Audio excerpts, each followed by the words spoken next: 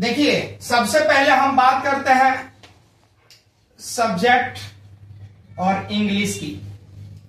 सबसे हार्ड विषय आप लोगों को क्या लगता है जी? इंग्लिश। इंग्लिश लगता है। लेकिन इंग्लिश का रूल्स क्या होता है, यहां पे दो प्रकार से इंग्लिश हम पढ़ सकते हैं। पहला जो है, हम क्या करते हैं, रीडिंग करते हैं। इंग्लिश का शुद्ध भाषा आना चाहिए, शुद्ध पढ़ना आना चाहिए। तो इंग्लिश क्या है? एक लैंग्वेज है। क्या है? लैंग्वेज। एक लैंग्वेज है, यानी भाषा है। क्या है? भाषा। इंग्लिश एक भाषा है और इंग्लिश को हम पढ़ने के लिए क्या करते हैं? रीडिंग करते हैं। तो रीडिंग करने के लिए सबसे पहले आपको क्या होना चाहिए? आपको A to Z आना चाहिए। समझ लीजिएगा, पहला A to Z। अब इसमें जो है स्मॉल लेटर भी आना चाहिए। स्मॉल लेटर क्या आना चाहिए? Small letter. स्मॉल लेटर आना चाहिए। ये क्लास UKG टू 5th, यानी क्लास नर्सरी से लेके और 5वीं क्लास तक के बच्चों को विशेष रूप से ध्यान देना चाहिए। रीडिंग करने के लिए सबसे पहले A to Z, small letter भी आपको A to Z में आता है। तो दोनों जो है अल्फाबेट आपको आना चाहिए। उसके बाद में क्या है? K to GY, यानी क से ज्ञ तक इंग्लिश में आना चाहिए। उसके बाद में क्या आना चाहिए आपको? जो है वॉवेल्स। वॉवेल्स यानी स्वर, जैसे अ, आ, हर्षी, दीर्घी, ये वाला जो है आना चाहिए। चौथे नंबर में आना चाहिए 12 खड़ी। 12 खड़ी वो क्या है? जैसे क, का, की, ये जो है आना चाहिए। अगर ये 4 चीज अगर आ जाता है तो आप क्या करेंगे? फिर अब आपको सिखाया जाएगा मैप, कैप, टॉप, रॉप, इस तरह से आपको वर्ड मीनिंग सिखाया जाएगा। और उसके बाद में राइटिंग सिखाई जाएगी 4 लाइन की कॉपी में। क्या सिखाई जाएगी? राइटिंग। ये इतनी चीज आने के बाद आपको रीडिंग करवाया जाएगा और आपको छोटे छोटे वर्ड दिए जाएंगे। और फिर 4 लाइन में आपको जो है हैंड राइटिंग सिखाई जाएगी। क्या है? Hand writing.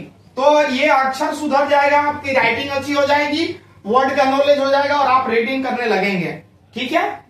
और उसके बाद में जब ये रीडिंग करने लगेंगे तो आपको प्रोनाउंसिएशन सिखाया जाएगा कि लंबे लंबे वर्ड जैसे एग्जामिनेशन, हार्टी वेलकम, तो ऐसे ऐसे ज्वाइंट वर्ड आपको सिखाए जाएंगे।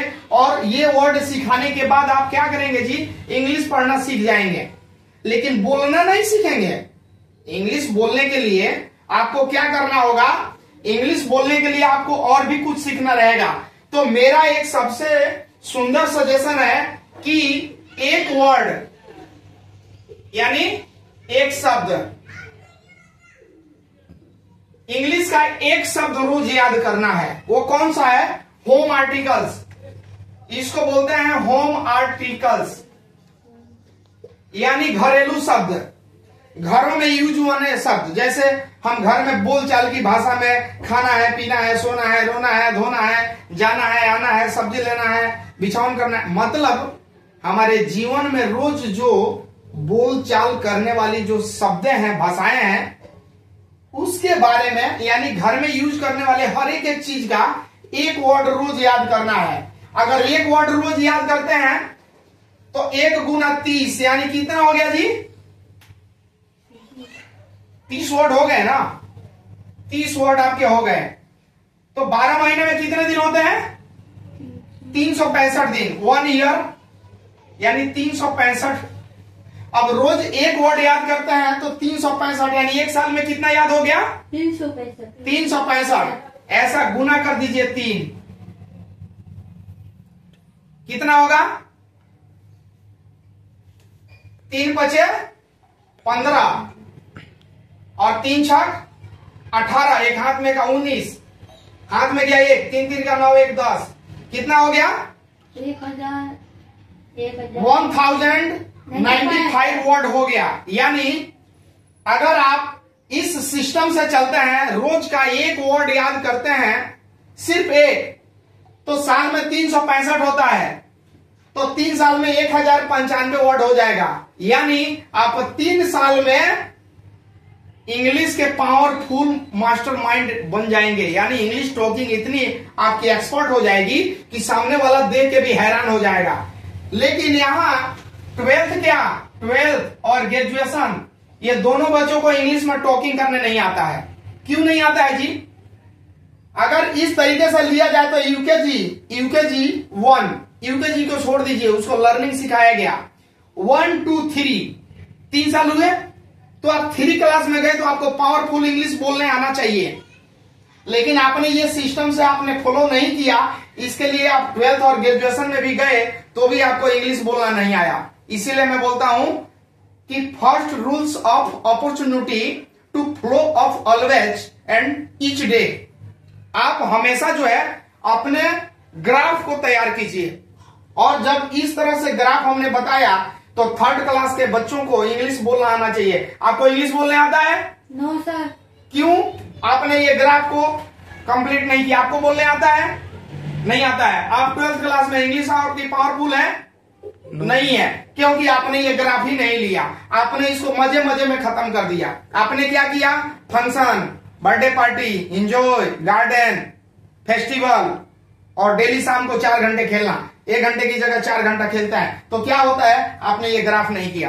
तो इस ग्राफ के अनुसार अगर आप चलते हैं तो मैं गारंटी देता हूं कि 3 साल नहीं, अगर 4 साल, तो आप 4th क्लास में,